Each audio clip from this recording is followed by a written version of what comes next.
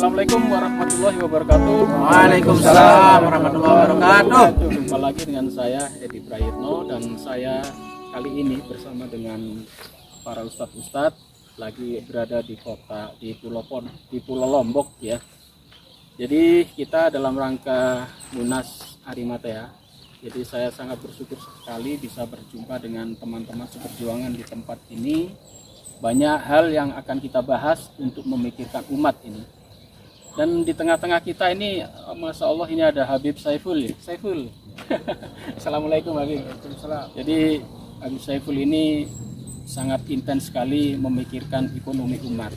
Jadi kita dalam hal ini perlu memikirkan itu. Karena apa? Karena saat ini bukan hanya kita dakwah, bukan hanya dengan ayat-ayat saja. Mereka para non-muslim dakwahnya bukan hanya dengan ayat, mereka datang dengan duit, mereka datang membangun sekolahan, membangun panti-panti jompo, panti asuhan. Sedangkan muslim kalau terjun ke lokasi mereka hanya bawa ayat, ya percuma. Banyak sekali tempat-tempat di Jawa, bahkan di luar pulau itu sudah dimasuki oleh para misionaris, bahkan tidak banyak yang mereka sudah dimurtadkan.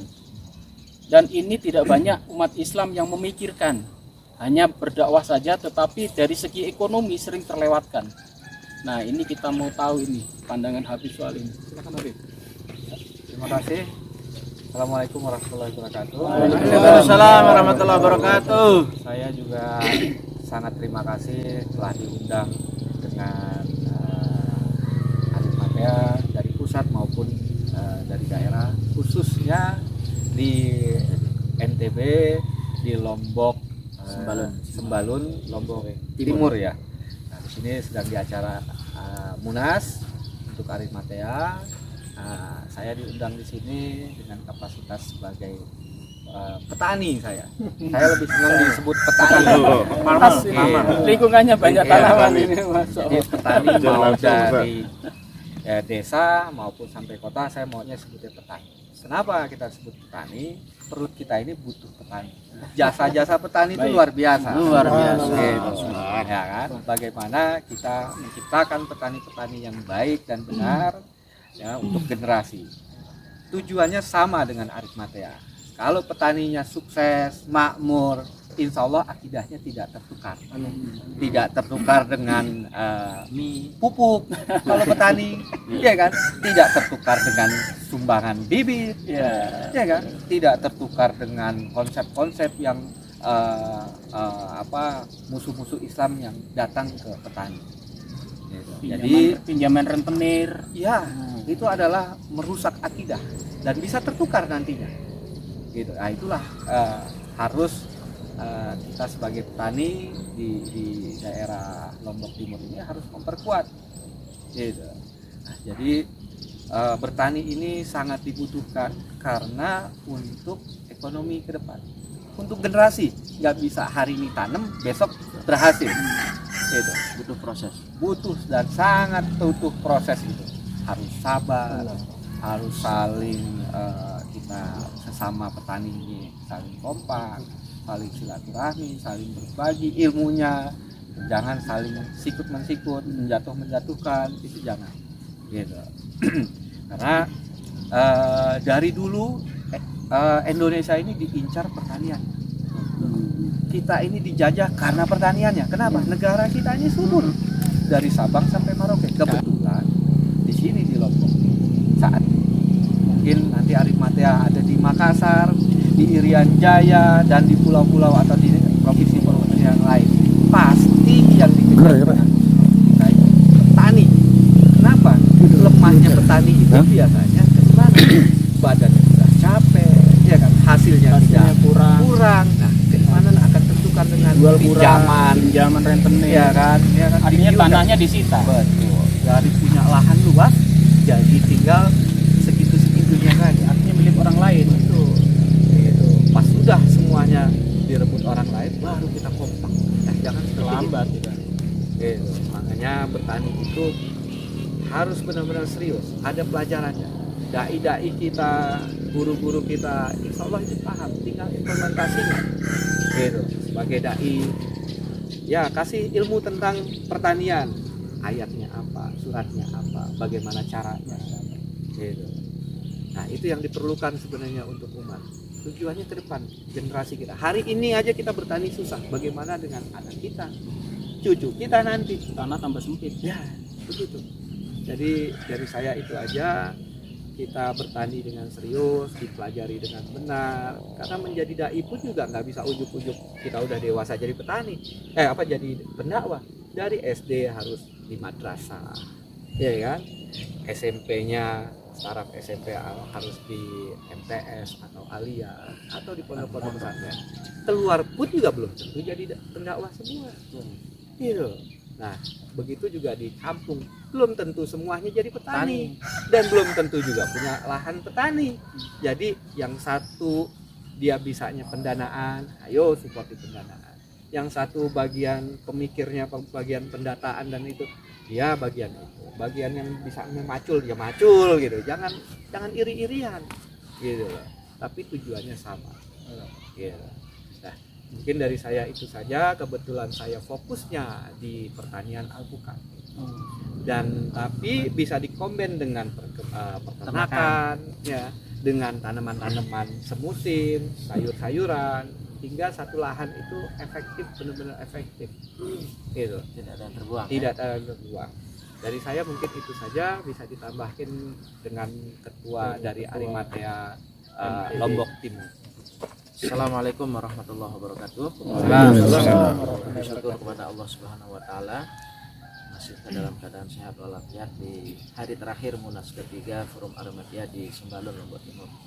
Yang saya hormati Habib dan Pak Edi, Ustaz Samsul Anwar, Pak Akmal, dan para duat yang ada di tempat ini. Alhamdulillah kita sudah Munas dan sudah terpilih ketua yang baru, dan khusus di NTB juga memang sudah terbentuk kepengurusannya. Teman-teman mengamanahkan kepada saya dan sudah kami sampaikan juga bahwa kita tidak muluk-muluk memang mengantisipasi pemurtadan di Lombok, Sumbawa. Ya, salah satu jalan yang bisa kita tempuh nanti adalah bagaimana pengembangan ekonomi teman-teman ya.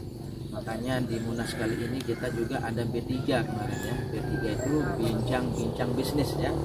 Ini sekaligus untuk menstimulus teman-teman itu supaya mau menjadi entrepreneur. Karena bagaimanapun junjungan kita, teladan kita adalah seorang pengusaha sebenarnya. Nah, walaupun saya juga bukan pengusaha top juga kayak Habib ya, artinya hanya bisa membincangkan saja supaya teman-teman punya keberanian lah untuk melangkahkan kaki di samping pendakwah juga berdagang atau berusaha. Nah, kebetulan kemarin kita undang teman-teman yang berusaha di bidang peternakan, sapi kambing, kemudian ada kopi, karena memang salah satu potensi utama kita di Lombok dan Sumbawanya adalah kopi. Dengan ketinggian yang 2000 meter di atas permukaan laut ini memang akhirnya Arabica kalau tidak salah kita punya potensi. Kemudian ada juga pengusaha alpukat, beliau sendiri Habib ya. Kemudian ada Bu Seun walaupun belum sempat berbicara, yaitu black garlic. Black garlic juga salah satu potensi utama di Sembalun ini, yaitu bawang putih ya. Nah, oleh karena itu kita sangat mengharapkan kolaborasi seperti ini yang menguatkan kita untuk membendung pemurtadan ataupun mungkin kadal fakru ayakuna kufran itu ya. Jadi saudara-saudara kita yang fakir, yang miskin, untuk tidak serta-merta kemudian dengan cepat menjadi orang-orang yang kafir gara-gara ekonominya sangat lemah.